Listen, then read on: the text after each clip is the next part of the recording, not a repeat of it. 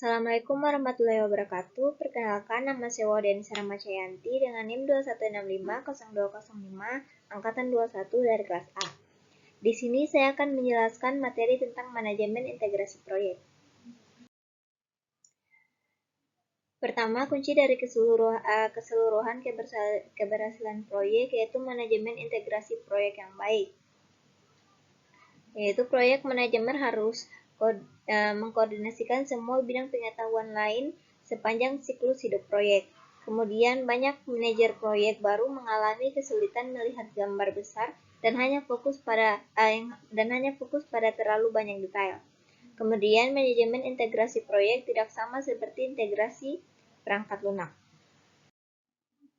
Kemudian proses manajemen integrasi proyek. Yang pertama, pengembangan project charter, yaitu bersama dengan para stakeholder untuk menciptakan dokumen secara formal, memberikan wewenang kepada project charter. Kemudian mengembangkan pernyataan hidup awal proyek, yaitu bersama dengan stakeholder, khususnya pengguna produk, jasa, atau hasil proyek, untuk menetapkan ruang lingkup persyaratan high level dan membuat pernyataan lingkup awal proyek. Kemudian mengembangkan rencana pengelolaan proyek, yaitu mengkoordinasikan segala upaya perencanaan untuk menciptakan dokumen yang konsisten dan koheren, rencana manajemen proyek. Selanjutnya, mengatur dan mengolah eksekusi proyek, yaitu melaksanakan rencana pengolahan proyek dengan melakukan kegiatan-kegiatan yang termasuk di dalamnya. Kemudian memantau dan mengendalikan pekerjaan proyek, yaitu mengawasi pekerjaan proyek untuk memenuhi sasaran kinerja proyek. Kemudian melaksanakan pengendalian perubahan terpadu, yaitu mengkoordinasi perubahan yang mempengaruhi hasil proyek dan aset-aset proses organisasi. Kemudian menutup proyek, yaitu mengakhiri semua aktivitas proyek untuk menutup proyek secara formal.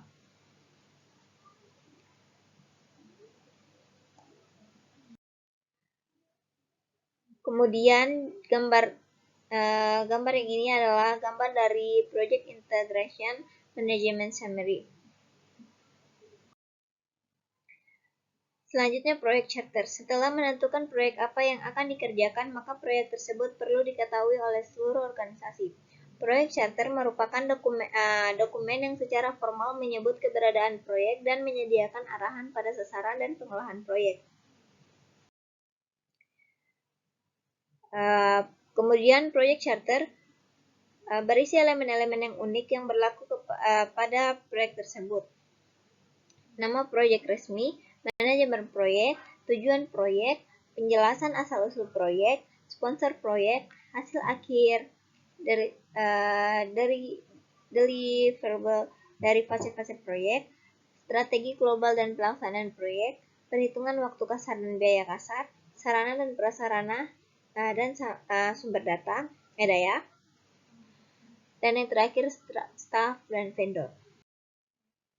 Ini contoh dari project charter, ada nama, manajer, tujuan, asal-usul, sponsor, hasil akhir, strategi, lama buat, biaya, sumber daya, dan staff atau vendor.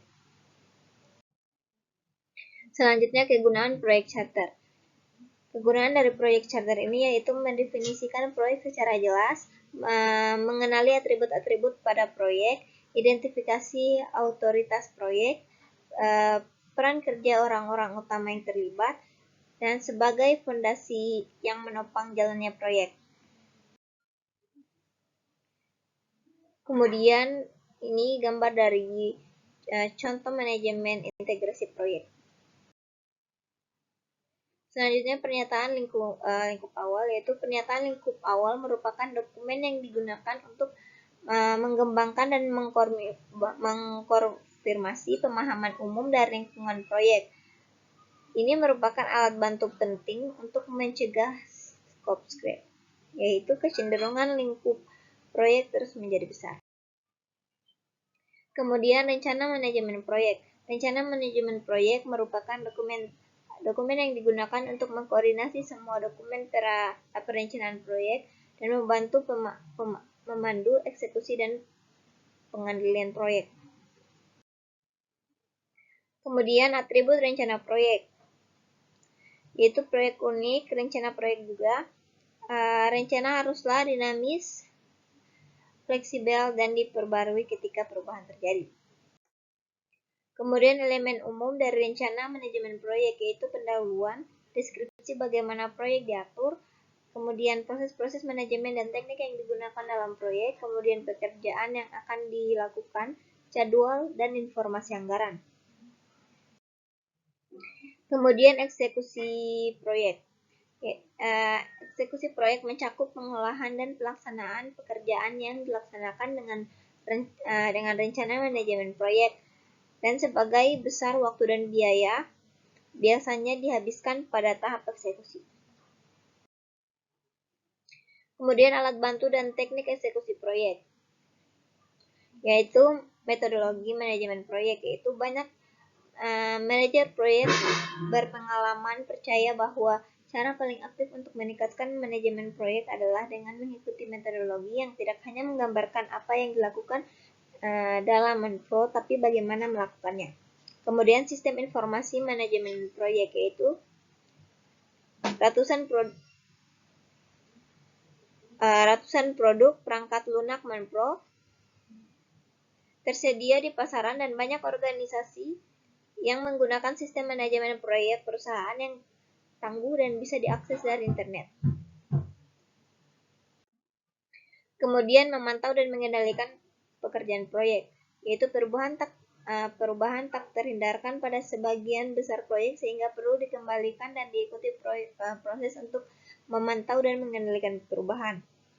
Kemudian pemantauan pekerjaan proyek mencakup pengumpulan, pengukuran, dan penyebaran informasi kinerja. Kemudian dua keluaran yang penting, yaitu tindakan korektif dan preventif yang dianjurkan. Kemudian sistem kendali perubahan, yaitu proses formal yang terdokumentasi yang menggambarkan kapan dan bagaimana dokumen dan pekerjaan proyek resmi dapat diubah, dan menggambarkan siapa yang berwenang untuk membuat perubahan dan bagaimana membuatnya. Kemudian penutupan proyek, yaitu untuk menutup proyek Anda harus mengakhiri semua aktivitas. Keluaran utamanya yaitu prosedur penutupan administrasi, prosedur penutupan kontrak, layanan atau hasil akhir, dan aset proses organisasional. Kemudian rangkuman, yaitu manajemen integrasi proyek mencakup pengembangan carta proyek, pengembangan pernyataan lingkup awal proyek, pengembangan rencana manajemen proyek, pengaturan dan pengolahan eksekusi proyek, pemantauan dan pengendalian pekerjaan proyek, pelaksanaan pengendalian perubahan, dan penutupan proyek. Mungkin itu saja materi yang dapat saya paparkan dari materi ini. Lebih dan kurangnya mohon dimaafkan. Wabillahi taufiq wal hidayah. Wassalamualaikum warahmatullahi wabarakatuh.